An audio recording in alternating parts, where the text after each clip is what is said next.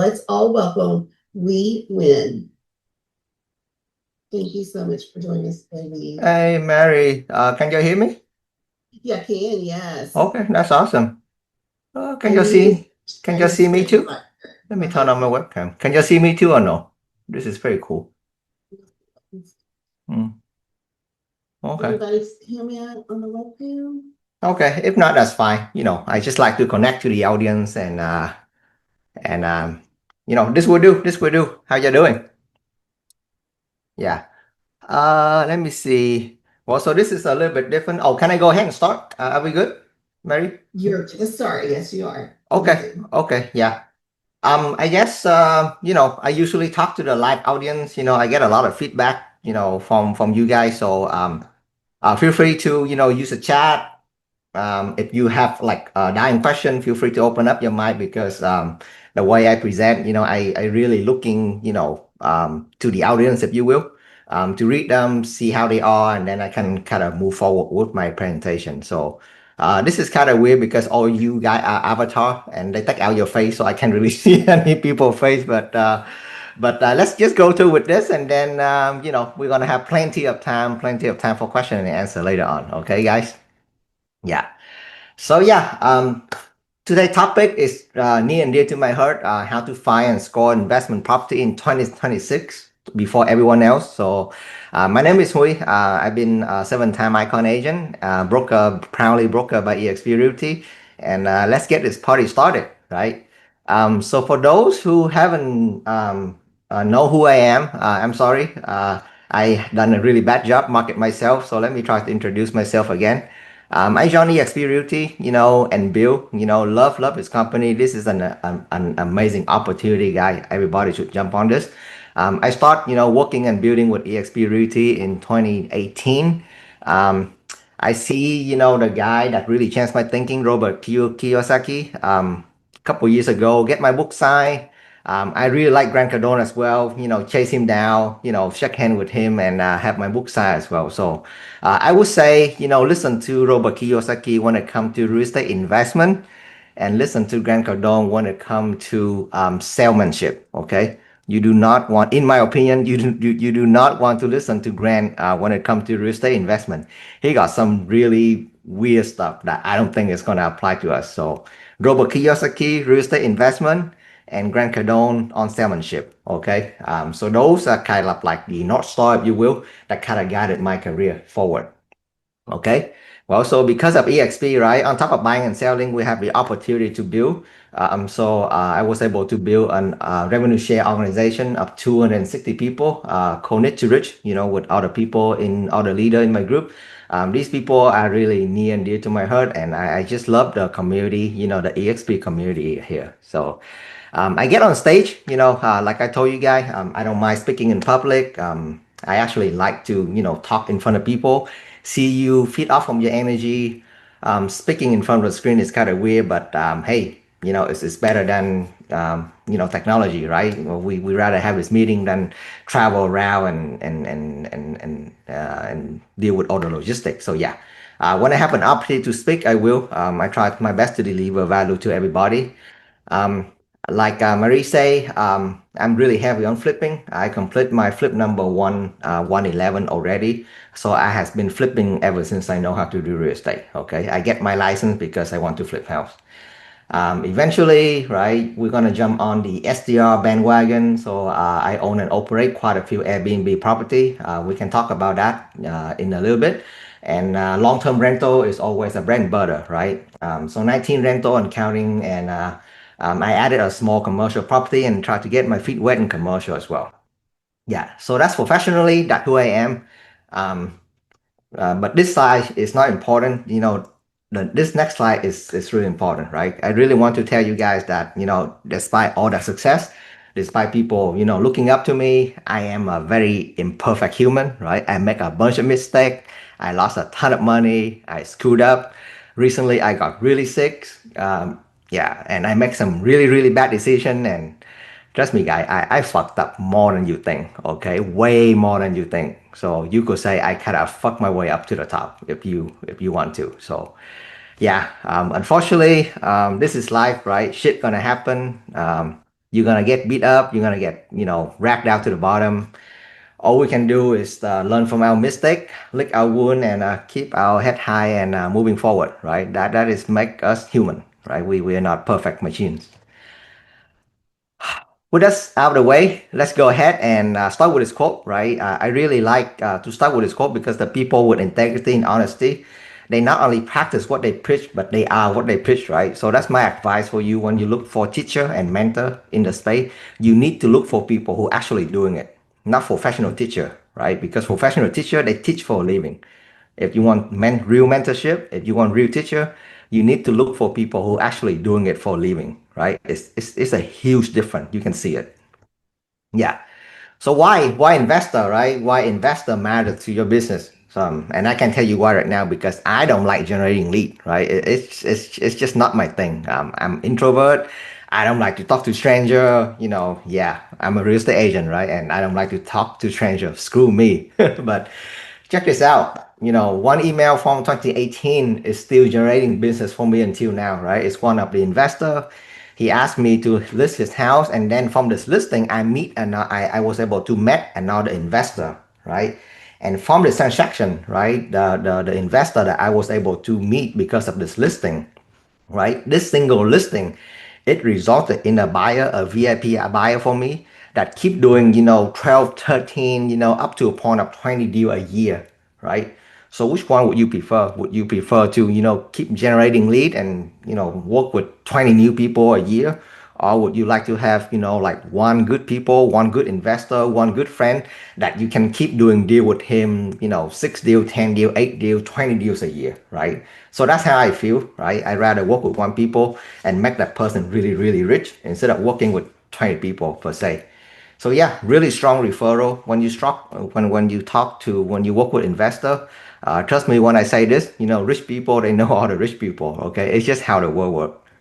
So yeah, get in the circle, and then you and then take good care of the people around your circle, and then you never have to generate lead in your life again. Um, Gateway to commercial property, right? Eventually, we're gonna, because of real estate investment, the nature of it, you're gonna get into commercial property. So yeah, long story short, working with investor, for me, being an investor myself, that is a cheat code if you want to really simplify your business, right? Guys, my business is really, really simple. It got no fancy system. It's simple than you think, right? Very, very simple. I think I picked this up from our CEO, Leo Pahira. I think at one point, on his presentation, he was saying that, every single one with a real estate license, you guys should first invest in real estate, okay? And this is coming directly from our CEO. So I think we should take this seriously, right? Because we have the advantage, right? We are the real estate agent. We are first to market. We know how to run com. We master the MOS. We should be the one who invest in real estate, right? Don't be the one who run around for the 1%, 2%, 3% commission. Trust me, if you learn this investing game, right, it's just way much more than the commission stuff. Yeah. But yeah, let's talk about the mindset shift, right? There's nothing wrong with helping a family, um, but it's just a different mindset shift, right? So on the left, it's a good friend of mine.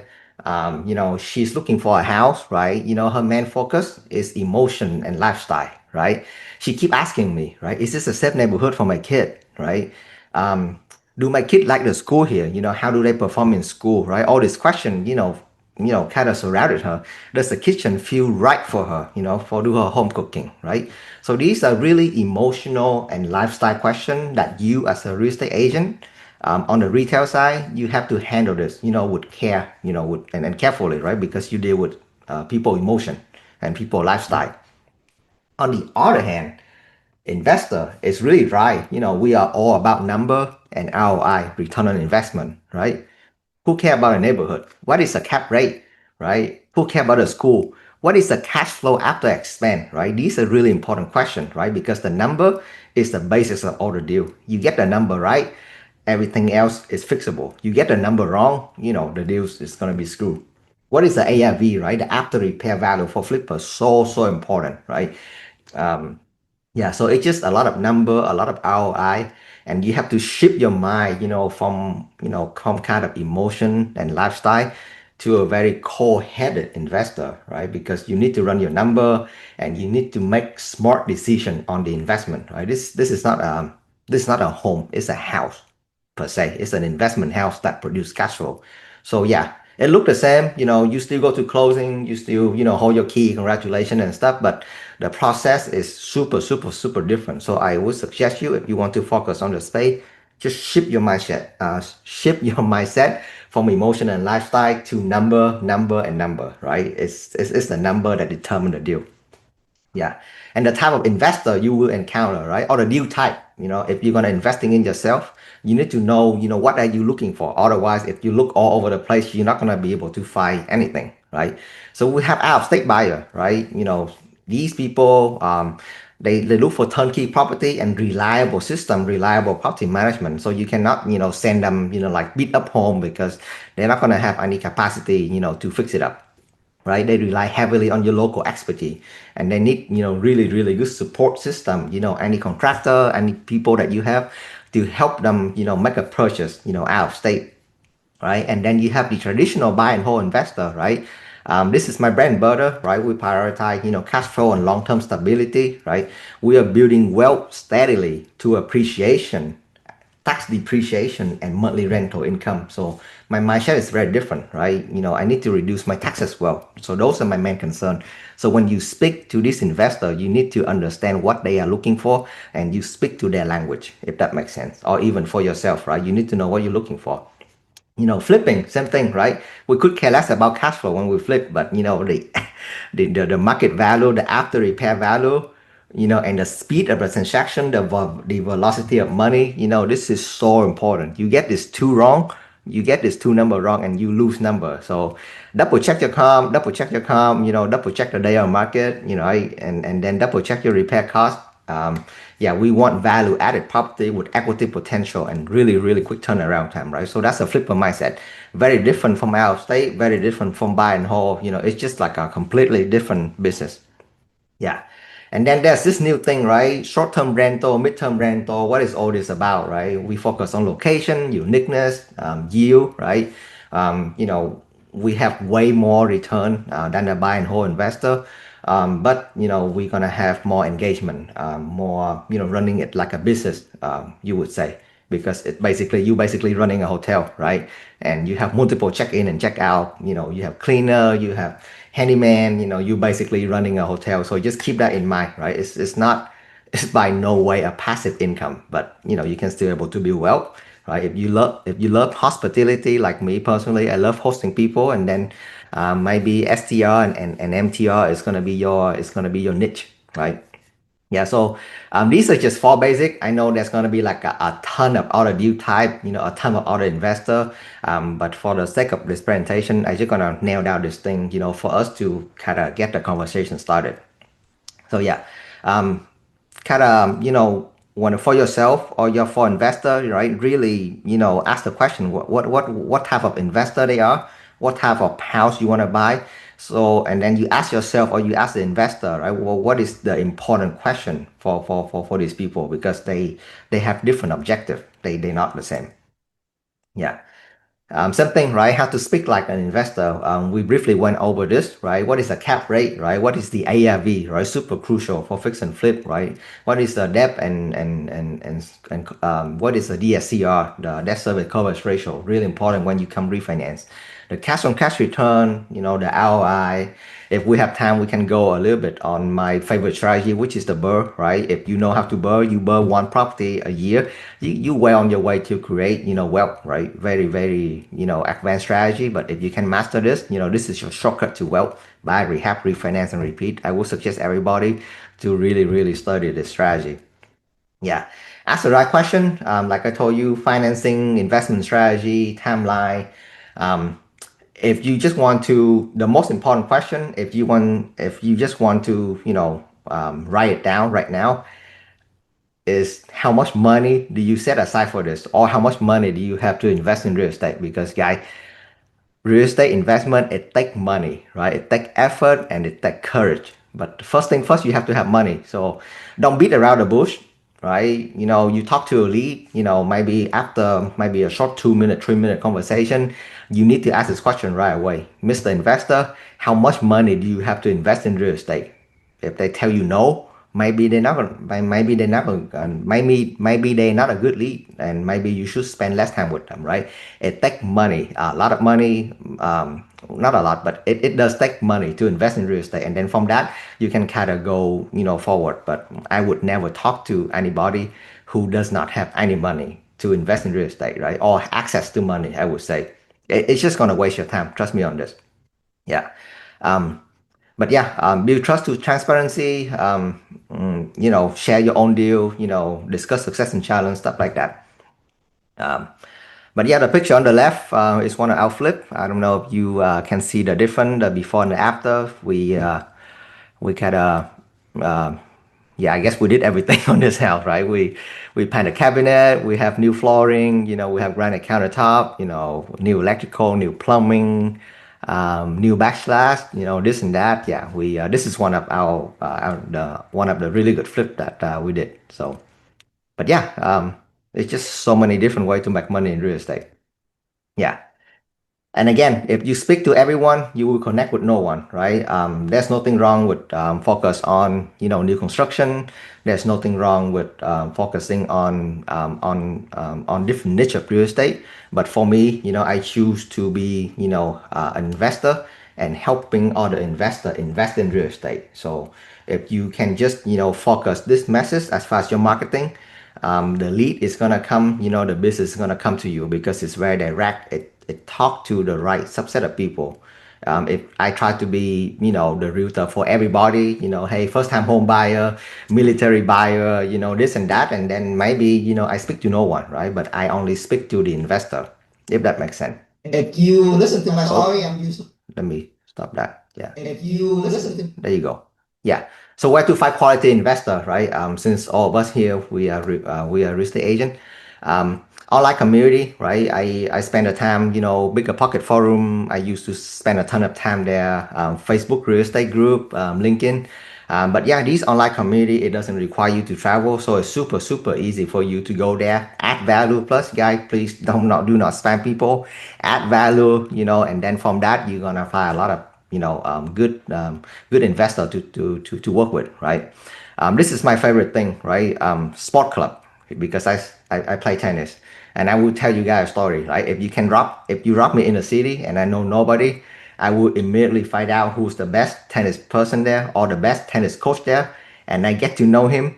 And then from that person, I will get to know all the affluent people, right? Because tennis and golf is just a sport that I don't know why, but if you play tennis and you play golf, there's a really good chance that you are affluent, and those are the people, the subset of people that you want to network to, if that makes sense. Yeah. So yeah, leverage your unfair advantage. I have my tennis thing. I use it as a networking skill. I use it for recreational. You strip everything away from me. You drop me into a city. A couple of days later, I'm gonna have new friends, right? That's just my unfair advantage that nobody can take it away from me. So think about your unfair advantage and see what can you do, what can you leverage your unfair advantage, for your business. Would say, um, I'm not a really good YouTube or content marketing per se, but that's one thing that I'm gonna tell you, that my bad video is gonna outperform your non-existent perfect video. So go ahead and get started on YouTube. Record yourself. Just put yourself out there. Yes, the video is bad. If you saw me, I probably just cry out somewhere. I crumble. Guys, if you look me up on social media, all my video is so bad, okay? And I still generating lead from it. So that's the cool thing about it. You don't need to be perfect to make a video. Just make it, post it, and don't look at it again. And then you learn to get better. Yeah. And then a lot of my business coming from Google as well. And like I told you, I really, really focus my message on, real estate investing, everything, right? Social media, Instagram, Facebook, Google. It's not about buying and selling home, right? I'm an investment property specialist, and I work with investment property only. So if you can focus on that, for me personally, Google Business Profile has been treating me really well. So I just want to share that with everybody. Um, this is just an example, right?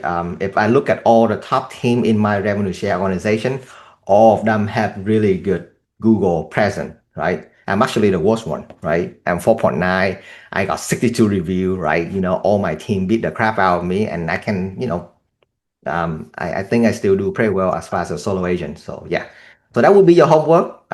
If you don't get anything out of this training, please just listen to me, go back home and get your Google business profiles up and running and start posting, okay? Because when people get serious, and also ChatGPT, when they call for data, a lot of the time they're gonna use, Google, right? So I got a ton of recommendation. People found me recently on ChatGPT. I personally think one of it is because I have, really good Google presence. So yeah, that's your homework, please, guys. Go and get your business Google page up and running. It's so important, right? So why 2026 is the year to score investment property, right? This is my personal opinion. We have long day on market, so long. Um, yeah, it's the buyer market, to be honest. If you're a seller, it kind of sucks now. No multiple offer, opportunity for negotiation. The rate is steady, right? We have a lot of downward pressure from the rate. We can talk about stale listing. Yeah, long day on market, right? We have a bunch of burnout landlord and we have a bunch of distressed flipper. Some of my flip doesn't do really well. Uh, so yeah, we have buying frenzy. Basically during the COVID time, we have a bunch of people just rushing and buying it, and then we have the volume crash, right? The transaction just drop, and people just holding out until 2025. So we cannot hold out for so long, right? At the end of the day, a transaction need to happen, right? People need to move. Things need to get shuffled around. So I believe 2026, this is a deal market, right?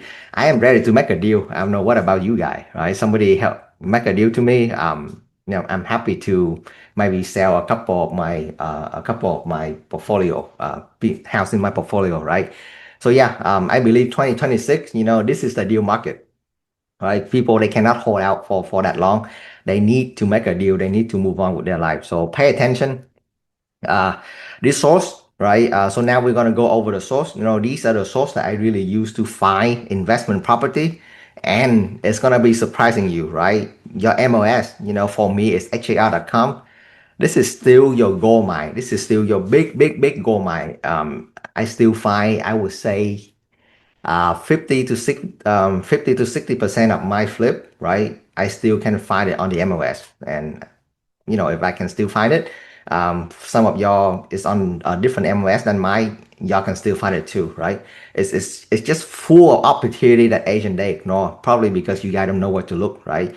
Probably because you don't have a defined buy box, right? You don't have a detailed setup, certain alert for each type of investment or investor. You need to be detailed about this stuff. You cannot just look everywhere, right? 90-day on market, focus on those, right? Under a certain price per square foot threshold. I have I have an alert. Anything under $100 per square feet in Houston, I take a look at it. I don't care, right? Because I know that if I can buy in Houston less than $100 per square feet, there's a very good chance that I'm gonna make money on it. Yeah. Look for unprofessional picture. Don't look at this pretty house. With professional video and professional picture, right? The seller, if they can afford that, they are not distressed, right? So look for really ugly professional picture. The Asian, they take it with the iPhone, with their thumb kind of cover the camera, right? Look for really ugly and unprofessional picture. Those are your gold mine, right? um, Build relationship with discount and flat fee listing firm, right? The seller, when they go into a distress mode, they're not gonna go into, like a fancy $1 million agent, that's gonna charge them 5% to list their house, right? Their first train of thought is go to a discount agent, right? I need to save money. I need to save money. I need someone who gonna list my house for $500. I need somebody who can list my house for 1%, right? Those agents are still there. Don't hate them. Build relationship with them, right? These are gonna be, your friend, right? In order for you to find distressed property, right? You don't really care about a commission. You really care about a deal. You need to make sure the deal work. Uh, but yeah, build relationship with IO agent as well, right? I got a couple good, I have a couple good relationship with IO agent in Houston, and that produced me deal as well, right? Because they take the deal directly from the bank. and if you can have good relationship with them, there's a really good chance that you can get that listing, right, when it get on the market. But yeah, um, like I say, each deal type is different, each investment property is different, right? I have a different, y'all feel free to take a screenshot of this and customize it to yours, right? I have a different flip buy box, right? For a Section 8 buy box, I have a different buy box.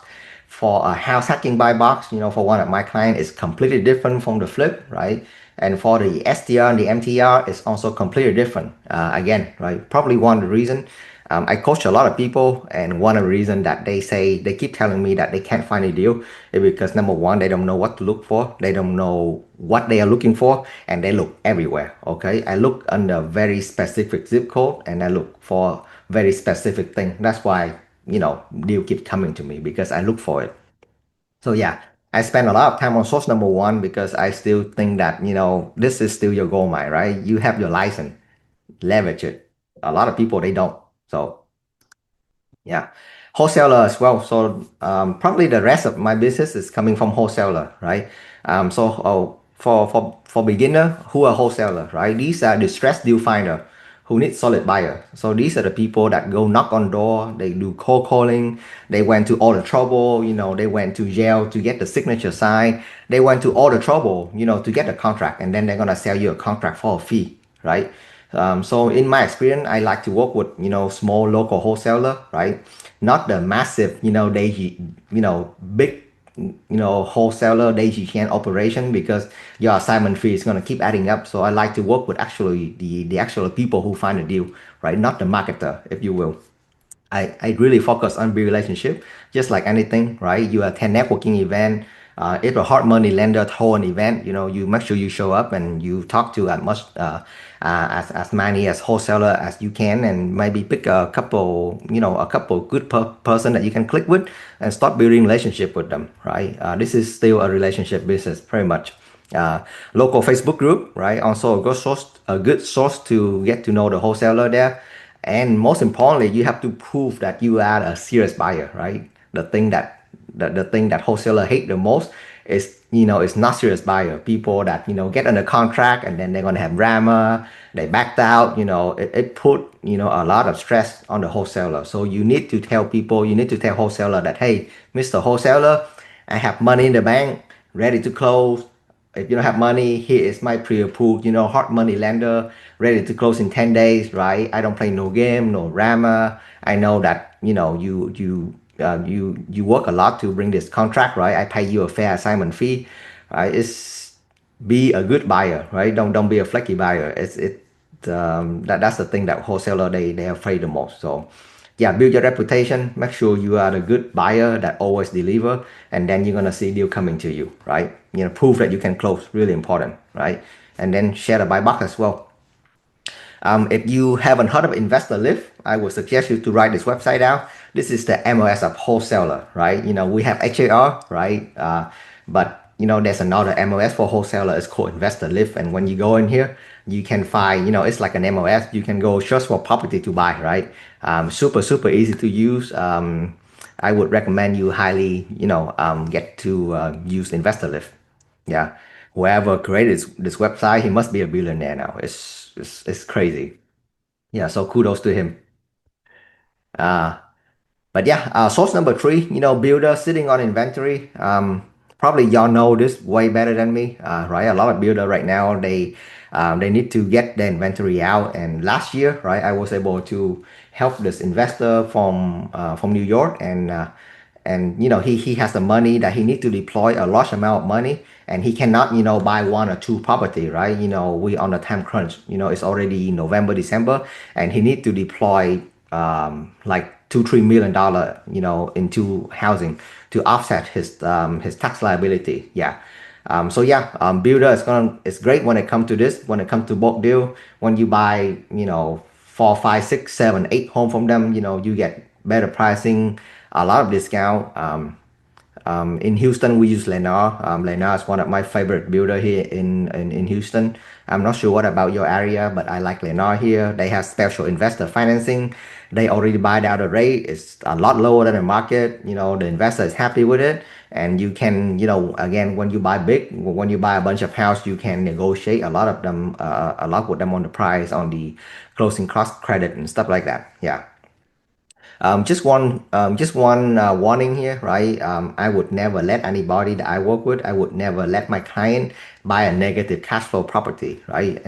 And this sounds very common sense to me, but I saw a lot of people, their script is like, hey, you can go negative on your house, on the house a little bit, but eventually the appreciation is gonna, make it up for you. That is completely bullshit. Okay, you do not buy a negative cash flow property, most case, right? Unless the buyer insists. If the buyer insists that, hey, I'm a millionaire, I make a ton of money, producing, and being a sports superstar, or in my business, I don't really need, this little cash flow. I can go negative, and then it's okay for you to offer him, negative cash flow property for appreciation. Heck, but yeah, like me personally, I would never buy a negative cash flow or let anybody around me buy it, because it's just a recipe for disaster.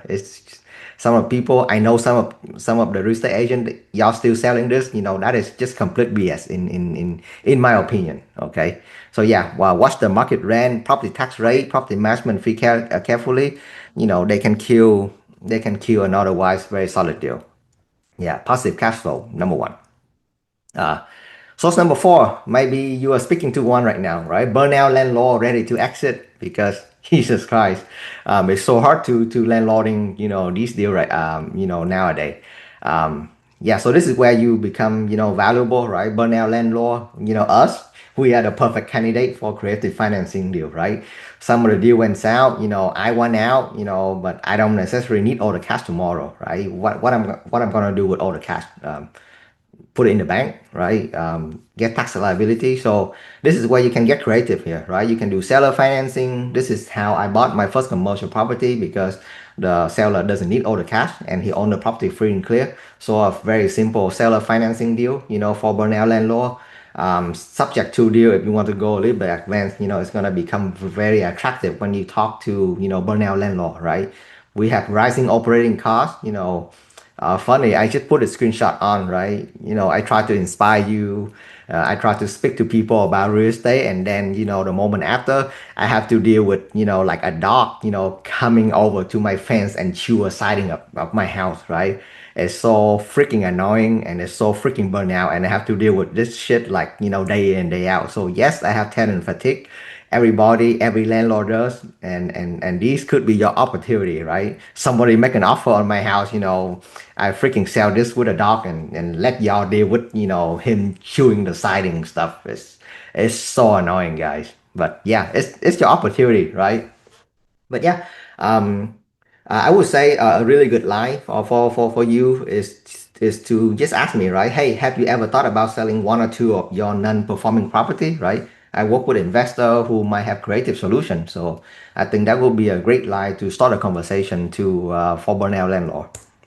Yeah. Number five, right? Short-term rental operation in distress. So many guys. After the COVID boom, everybody and their mother tried to buy an Airbnb, and right now they're not making any money, right? The STR market, we experience a dramatic correction, right? Booking is down, especially domestic travel. I don't know why, but people, they don't like to travel within the United States anymore. They travel outside of the United States. It's cheaper. So domestic travel is down. It's way down, right?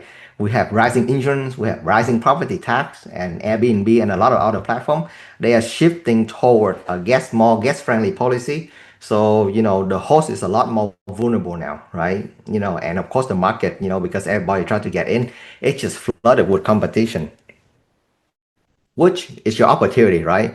There's a lot of beautiful, well-maintained property. The seller, I mean the owner, they ready to cut losses and move on. So you can either negotiate a deal and buy that for yourself, or this is your listing opportunity, right? Not every house needs to be an Airbnb. You can simply list it for the right price and convert it back to a homeowner. Yeah. So yeah, a lot of people bought during the peak time. Our revenue is really, really iffy right now. our cost just exploded, right? I can't even tell you how much I'm paying for internet and electricity right now. It's so stupid. But yeah, um, but yeah, fortunately, all my, because I did my number correctly, all my Airbnb is operating on positive cash flow, right? So, no, I'm not a distressed seller. You cannot make an offer on my house. These are really, really good property. So I'm gonna keep that. But yeah, source number six, right? A lot of people overlook this. A lot of property right now they can repurpose. This is the hidden gold mine, and I'm just giving you one example, right? There's a ton of property can be repurposed. But let's just focus for a second on co-living, right? Because of rising expense, affordable housing, it's just so expensive just to breathe right now. This is the rise of co-living, right? People they get together to just basically live, right? And we have the crash of the commercial office, right? Nobody go to, I'm here talking to you, right? Nobody go to office anymore. So commercial office is dirt cheap right now.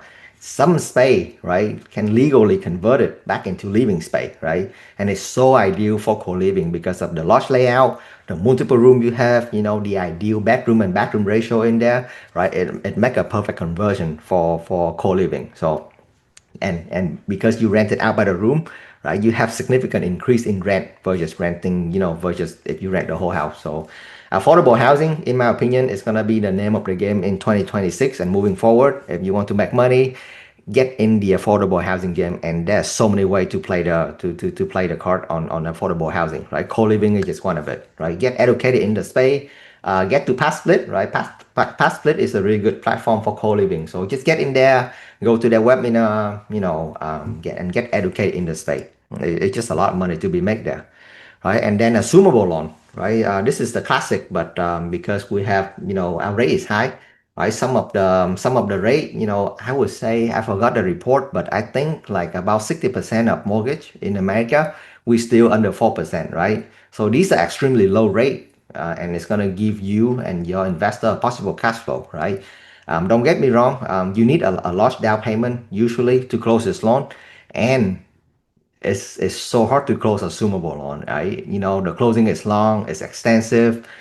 They're gonna check, all the way, the name of your great grandmother in order for you to assume the loan. But I did one, right? A lot of my friend did one. It's possible. It's just hard. It's not for a newbie or people with fainted heart, but assumable loan, if you're willing to go to the pain and the trouble, it's a really it worth the effort to consume that 2%, 3% mortgage, right? Some cannot be consumed by investor, FHA, but the VA does, and a whole bunch of other loan product you can, legally assume it, right? It's not subject to, you legally assume the loan. So again, get educated in the space, go to assumable.io, woodrum.com, and then, just start looking for stuff that you can assume or your investor can assume, right? It's gonna be an extra commission for you or your deal, right? And then commercial, right? A lot of us, we always go to the MLS, and we forgot that, there's a big, world out there called commercial property, right? LoopNet and Craxi and a whole bunch of other websites right there. Sometimes they have, deal that work for residential as well, right? And you just need to kind of block your time and then browse around, with your buy box, set up the buy box on LoopNet and Craxi as well, and see what will work for you and your investor, right?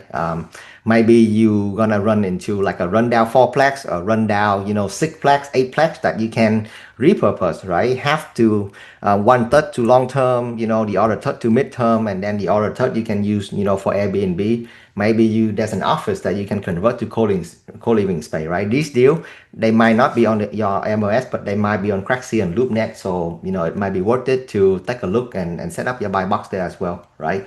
But yeah, some source for you to take a look at. But yeah, we're getting to the end here. I know I share with you a bunch of stuff, but I really want you to have some action step. Number one, get your Google Pay set up and running already. And number three, right? You need to practice your craft, right? You need to know. You need to practice. Otherwise, all the stuff that I'm telling you right now, it's just gonna go to one ear and go to the other ear, right? So I want you this week or the next week, identify three potential investor lead, right?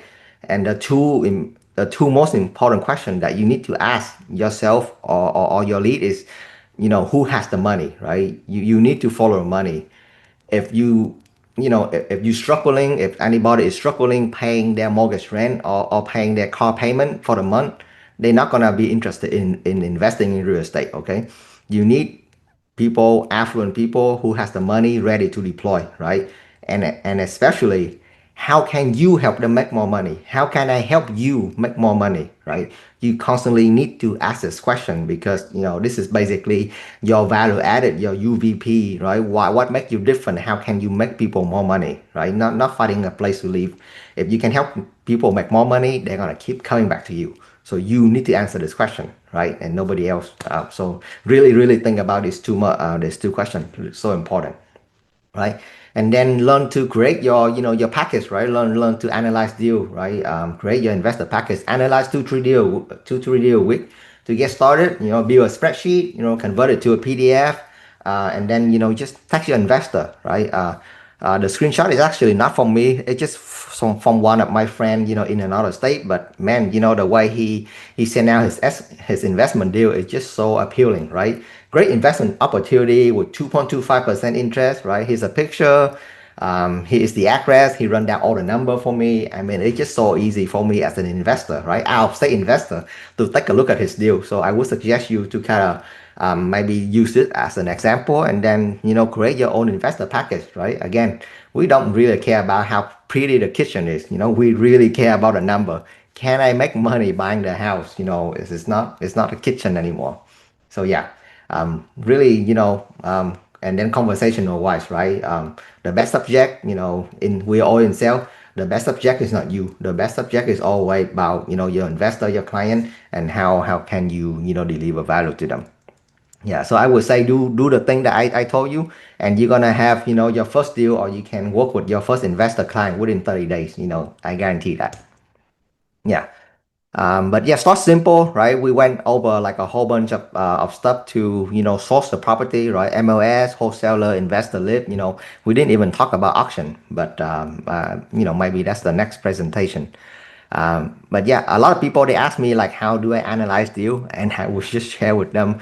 It's so simple, right? I know you can use AI. I know you can buy like a fancy spreadsheet, but for me, I just make a spreadsheet myself, right? What is the income coming in? What is the expense? And how much I have in my pocket, after the expense. That's how my brand wire. It's that simple. The rest of the metric, it doesn't matter. All I care about is how much money coming in, how much money coming out, and do I have money left after I buy the house? If you can solve that, the rest is irrelevant, right? Positive cash flow again is the name of the game, and it doesn't take calculus to calculate it. That very very simple. Yeah.